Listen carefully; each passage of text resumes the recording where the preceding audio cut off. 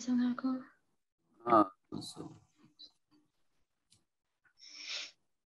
mày xuống khai tao khô mới xuống ha cô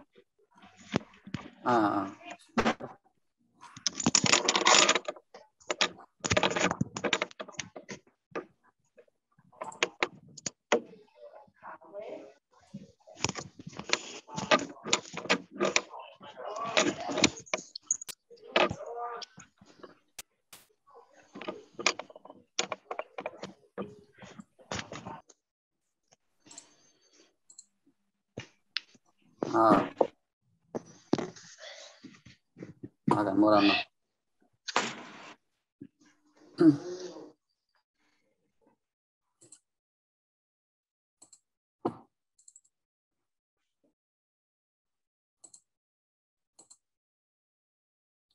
มันเนี่ยเขามาขึ้น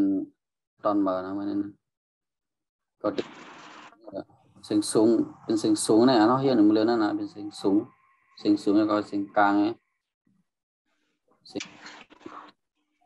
ตัวเมย์มันเนี่ยแล้วมันเอามาป้องกันนี่แล้วก็ต้องตัวเสียงสูงเสียงกลางมาป้องกันฟอฟ้านะฟอฟ้าแม่นักกัดงองูนะฟังนี่นะเพราะมีไม่เอกก็อ่านว่าฟังนี่นะไม่เอกก็ฟังอันนี้อ่านว่าฟังสั่งสั่นหันสั้นห่างข้างผ่านห่านข้ามห้ามขายฝ้ายข่าวข้าวชิงหิ่งสิ้นสิว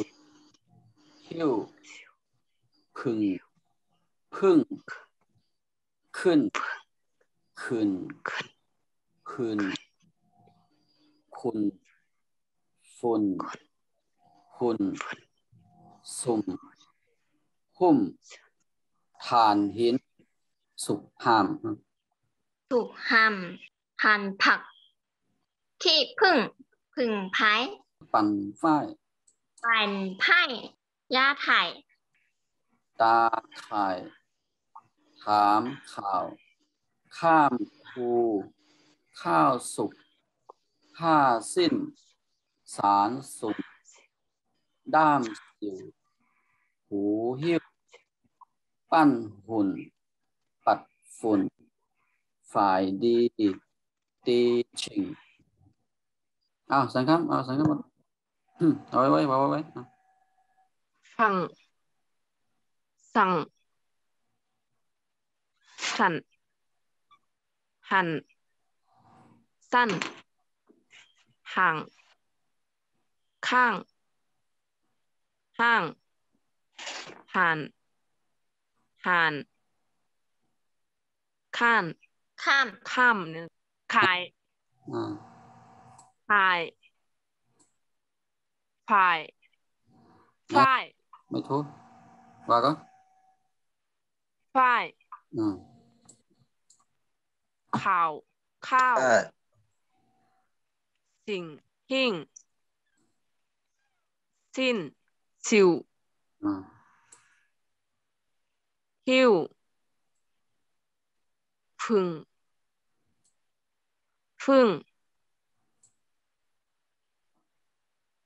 ขึ้นเนี่ยขึ้นไม่เอกขึ้นฝุ่นคุณฝุ่นหุ่มแบบนั้นทายหินเนี่ยทุกนอนหนูทายหินเนี่ยนอนหนูเหมือนที่เยอะยักษ์นอนหนูเป็นตัวแคบทานหินเนี่ยวันนั้นอ่านมาแล้วทานหินทานหินตัวลงตัวเลิศน่ะเอามาแล้วอ่านมาแล้วอ่านนะครับ1 2 3ทานหินทานหินน่ะทอถุงสระอานอนหนู อ่านว่าฐานเพราะไม่มีเอกก็มาก็ฐานพอหีบสระอีโนหนูอ่านว่าหินนะเอาตัวนั้นสุหาม เอาตัวนั้นหั่นชื่อหั่นหั่นผัก นั่นรัดปีแล้วว่าหั่นกันได้แค่นั่นเนี่ยหั่นเนี่ยสระอานะป้อละ เอาตัวนั้นว่านั่นขี้ผึ้งนะคะพึ่งไฟ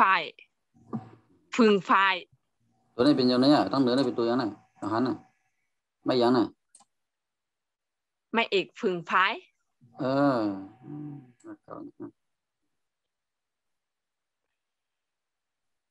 อย่างนั้นปั่นไพ่นะคะ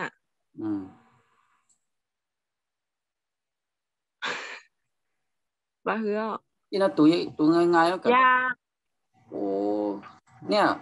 ยอยักษ์สระอาเนี่ยเหมือนถึงว่าเนี่ยผู้ว่าเนี่ยสระอาเนี่ยมันเป็นตัวที่สองยาตัวเนี่ยสวยลืมดิเนี่ยอย่างนี้หล่อยาผู้แนวมันจันดีมันดีหลาเนี่ยสระอาเนี่ยมันง่ายที่สุดเลยนะมันยังง่ายเลยนะมันง่ายเลยมันง่ายเลยกินกล้วยนะเนี่ยยาถ่ายที่ว่าไงเป็นกินกล้วยในทุกวันนี้ยังเนาะเพราะพิษตัวตั้งหลังนั่นแหละคู่เต็มว่าอย่างนี้กั้มนะเพราะว่ามันมีถูกปองหลายตัวในบรรจุยาถ่ายคุณเลี้ยวกันเนี่ยสระอายอยักษ์เนี่ยมันยาโอ้โหพิษเลยนี่ตอกนะค่ะมันจะยาค่ะวันนั้นเอาเมื่อกี้สังคมแล้วนะมูรู้เอาอ่านมาสุดนั้นนี่เอาอ่านมาเนาะยาถ่ายเอาตัวนี้เนาะไม่นะใช่เงี้ยบ้างนะตัวนี้ที่พิษแถวเงี้ยกินยังไงเหมือนกันนะถ่ายตัวนี้ถามข่าว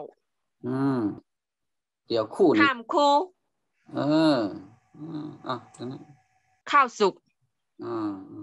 ผ้าสิ้นทานซูมนั่นเหรอ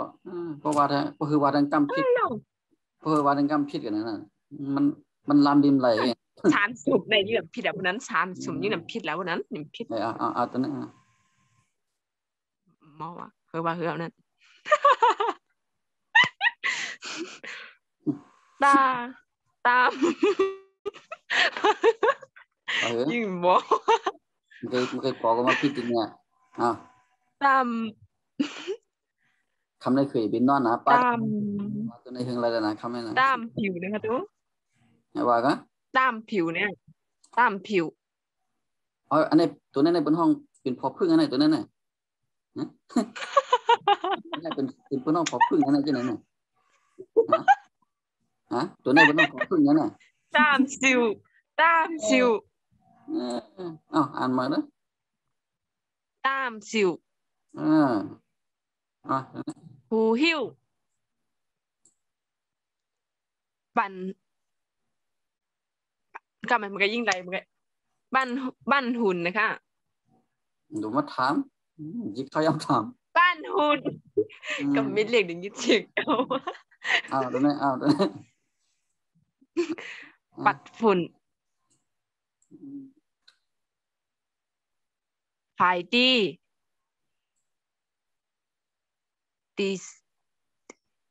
สิ่งไหมคะตีชิง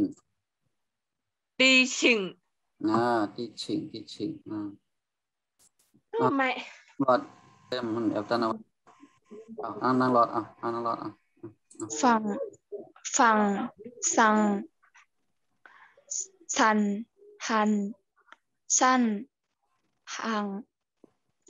ข้างห้างผ่านหันข้ามห้ามขายถ่ายขายถ่ายพ่ายขาวเข่ามีอีกเข่าคู่ดังปอกเต็มตัวใหญ่อินค่ะเอาว่าตัวนี้เหมือนฝ้ายนะฝ้ายข้าวสิ่งหิ่ง อ๋อเจ๋อแล้วสิ้น ตกลงเอาที่กันแน่เนี่ยเอามาแล้ว หิ่งสิ้น ว่าไปเขายามดิมพอแล้ว สิวหิ้วพึ่งพึ่งขึ้นขึ้นพื้นคุณพุนพุนซุมพุ่มทามทานหินสุขามสุขามหันผักขี้พึ่ง ยับตันเขายามยับตัน พึ่ง